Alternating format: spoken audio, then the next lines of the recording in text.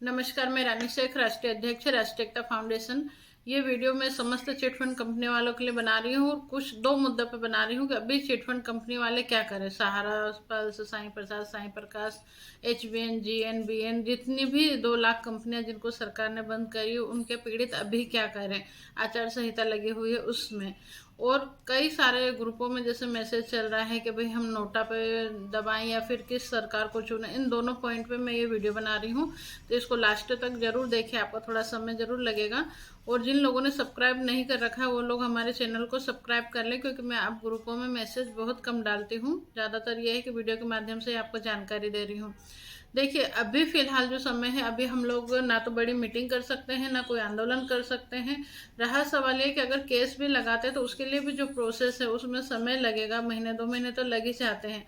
तो जिन लोगों के केस लगे हुए हैं वो तो चल ही रहे हैं, और जिन लोगों के मान लो प्रोसेस में है वो भी लग जाएंगे। जिन लोगों ने केस नहीं लगाया है, मैं उन लोगों से बोलती हूँ कि अभी फिलहाल आप केस की तैयारी ना करें।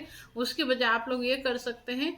देखिए, PIL हम जब लगाते हैं मतलब जनहित याचिका, जनता की तरफ से कुछ मतलब अपील, जिसको ये है कि जज मान ले या ना मान ले, ये जज के ऊपर रहता है, जज के नेचर पे।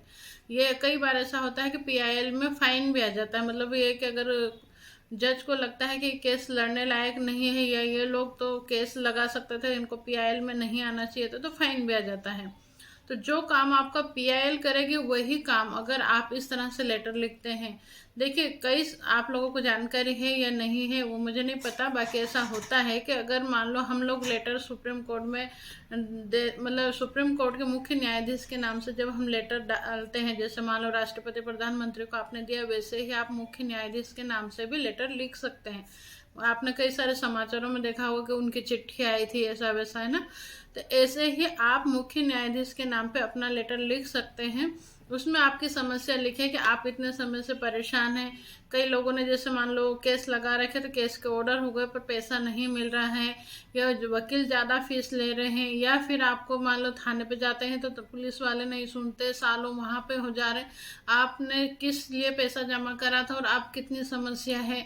आप एजेंट है और एजेंट हो के आप मतलब अगर अपराधी हैं तो आप तो कोई कार्रवाई करना ही नहीं चाहेंगे। अगर आप अपने आप को मानते हैं कि आप फरियादी, आपने जान करके कोई गलती नहीं की थी, आप उलझ गए हैं, तो आप भी अपनी समस्याओं को लिखें कि आप लोग कितने पीड़ित हैं। या किसी पे केस बन गया है, किसी पे आवेदन हो रहे हैं, किसी पे नाजायज दबाव बन रहे हैं, वो लोग भी लेटर लिखें। देखिए, कई सारे लोगों को लगेगा, या फिर हम भी ऐसा अक्सर ऐसा होता है कि हम लेटर हमारे बना के देते हैं कि आप लोग ये कर लीजिए। पर अभी मैं बोल रही हूँ कि सब लोग अलग अलग अपनी अपनी समस्या लिखें, ताकि ये लगे कि भाई किसी व्यक्ति विशेष या किसी संगठन के माध्यम से ये सारी चीजें नहीं है, ये तो लोग ही पीड़ित हैं। मतलब आपको ये दिखाना है कि भाई जनता पीड़ित है, आप सच में पीड़ित हो तो अपनी समस्या, कोई झूठ तो लिखना ही नहीं, आपको अपनी समस्या लिखना है कि आपने पैसा ये सरकारी दस्तावेज देखकर ही जमा किए थे और अब ये कंपनियां बंद हो गई, हमें पैसा नहीं मिल रहा है, हम थाने जाते थे हमें ये समस्या आती, कोर्ट जाते थे ये समस्या आती, या कोर्ट से ऑर्डर हो गए पर फिर भी पैसा नहीं मिल रहा है। आप कोई भी एक्ट की बात उसमें ना करें, मतलब आप अपने आप को ज़्यादा होशियार ना दिखाएं। आप एक सामान्य व्यक्ति, सामान्य नागरिक दिखाएं, सामान्य पीड़ित व्यक्ति दिखाएं। जैसे मान लो एजेंट भी है तो वो ये दिखाने की कोशिश क्या रियलिटी है कि वो जितने परेशान हैं वो सारी चीज़ें लिखें, बेरोजगार हो गए, सब कुछ लिखें, और वो मुख्य न्यायाधीश के नाम से आप लेटर इशू कर दे। ये सभी कंपनियां वाले, जितनी भी 2 लाख कंपनियां, सहारा, पल्स, आदर्श, साईं प्रसाद, साईं प्रकाश, HBN, BN, जितनी भी 2 लाख, GN वगैरह जितनी भी कंपनियां हैं, सभी कंपनी के पीड़ित लिखें। देखिए, अभी बहुत सारे मैटर, मतलब ये कि मुझे अच्छा लगता है कि कुछ पढ़ना समझना और उसके बाद में उसका निचोड़ निकाल के लोगों को देना। ऐसा नहीं है कि भाई मैं कुछ भी प्रैक्टिकल आप पे कराऊं, आपको आसान चीज़ें बता रही हूँ। तो बहुत सारे मैटर में ऐसा होता है कि अगर मतलब सुप्रीम कोर्ट के मुख्य न्यायाधीश को लगे कि हाँ ये मैटर जनता से रिलेटेड है या देश की कोई बड़ी समस्या है, तो वो स्वतः ही संज्ञान में लेते हैं। अगर वो स्वतः संज्ञान में ले लेते हैं तो हो सकता है कि आपको फिर कोर्ट फीस की आवश्यकता ही नहीं लगेगी किसी वकील को देने की। तो आप ये सारी चीज़ें करें। PIL में जाने से बेस्ट है कि आप ये लेटर लिखें। रहा सवाल है कि रेट याचिका या फिर दूसरे केसेस लगते हैं तो वो लगे हुए हैं, उनको आप वॉच कीजिए। हम भी लगाएंगे, अगर हम लगाएंगे तभी महीने 2 महीने बाद ही लगाएंगे, ये सारी चीज़ें करने के बाद तभी आप ये लेटर इशू करिए और उसके बाद में थोड़ा सा वेट करिए। रहा सवाल अब चुनाव में, जैसे हमारे सारे ग्रुपों में या अन्य ग्रुपों में भी हम देख रहे हैं कि कई सारे लोग बोल रहे हैं कि हम नोटा पे बटन दबाएंगे, किसी को लग रहा है इस सरकार को गिराना, उसको बनाना, या अच्छा ही बुरा, या कई सारे लोगों को लग रहा है कि भाई आप ये मतलब एक दूसरे से चर्चा होती है कि भाई ये खराब है तो दूसरे कौन से सही थे। तो आप लोगों को मैं बता दूं कि कोई भी व्यक्ति, हाँ ये इसमें गलती हमारी भी है, आम जनता की भी है कि हम लोग ही उन्हें अपराधी बना रहे हैं। तो सरकार कोई सी भी हो वो पूर्ण रूप से मतलब अच्छी आपको कहीं नहीं मिलेगी। ऐसा आपको चयन ये नहीं करना है कि अच्छा चुनना है। अब ये देखो कि जो बुरे हैं, मतलब सारी सरकार आप मान लो कि सभी गलत हैं, सभी गलत हैं। अब उन गलत में से मान लो कोई बहुत बड़ा गलत है, कोई थोड़ा छोटा गलत है, कि उससे भी छोटा गलत है, तो आप उन गलत में से ही चुनो, पर चुनो जरूर ऐसा देखो कि जिसमें कम बुराइयां हों। ज़्यादा बुराइयों वालों को त्यागो, कम बुराइयों वालों को आप चुनो। आप किसी भी पार्टी को चुनो, मैं आपको ये नहीं कह रही हूँ कि आप इस विशेष पार्टी को चुनो या विशेष पार्टी का त्याग करो। आपको आपके क्षेत्र में जो भी सांसद हैं, आपको लग रहा है कि आपको वो काम कर सकते हैं, आपकी आवाज़ को उठा सकते हैं, आप उनको वोट जरूर दें। प्लस में नोटा का बटन ना दबाएं। देखिए, नोटा का बटन दबाने से वो सिर्फ और सिर्फ एक तरह से बेवकूफ़ बनाने वाली चीज़ है।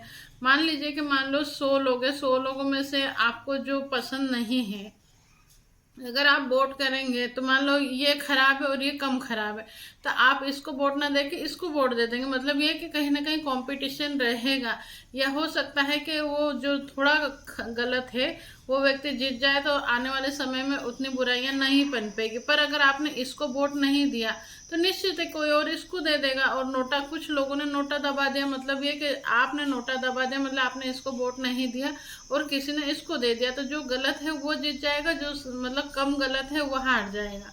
तो इससे तो अच्छा है कि आप वोट दो, किसी को भी दो, भले आप चाहे निर्दलीय को दे दो या आपके समझ में है जिसको भी देना चाहते हैं आप उसको वोट दें, पर वोट जरूर दें, नोटा का बटन ना दबाएं। आप किसी को भी वोट दें। और ये चीज़ें, जैसे कई सारे लोग हैं जो कि बहुत सालों से राजनीति पर चर्चा कर रहे हैं पर फिर भी राजनीति को समझ नहीं पा रहे हैं। पर लोकतंत्र के लिए हमें जरूरी है कि विपक्ष भी जिंदा रहना चाहिए। देश सुचारू रूप से तभी व्यवस्थित चलता, तानाशाही नहीं होती। तो ये है कि आप चाहो तो कहीं पे किसी को, कहीं पे किसी को, पर आप वोट जरूर करें, नोटा का बटन ना दबाएं। रहा सवाल ये कि अभी फिलहाल में 5 साल से, मतलब 4 साल जो पिछले गए हैं, 4 साल आपको बोल रही थी कि आपकी जो समस्या है वो बिना गैर राजनीतिक तरीके से ही सुलझेगी। आप उसको अभी बीच में ये कि इसको जिताना उसको हराने वाली बातें ना करो, आप राजनीति पे चर्चा ना करिए। ये बात मैंने 4 साल पहले आपसे बोली है कि आप ना करें। अभी फिलहाल अपनी समस्या पे समाधान के लिए आप चर्चा करें। जो भी सत्ताधारी रहता है वही तो आपकी समस्या का समाधान करेगा ना। तो वो समय था आपका कि जब आप सत्ताधारी से अपनी बात मनवा सकते थे, तब आपने राजनीति करी कि इसको वोट देना, इसको हराना, इसको जिताना। मतलब वो जो समय था जब आपको बिना राजनीति के काम करना था, जब आपने राजनीति पे चर्चा की।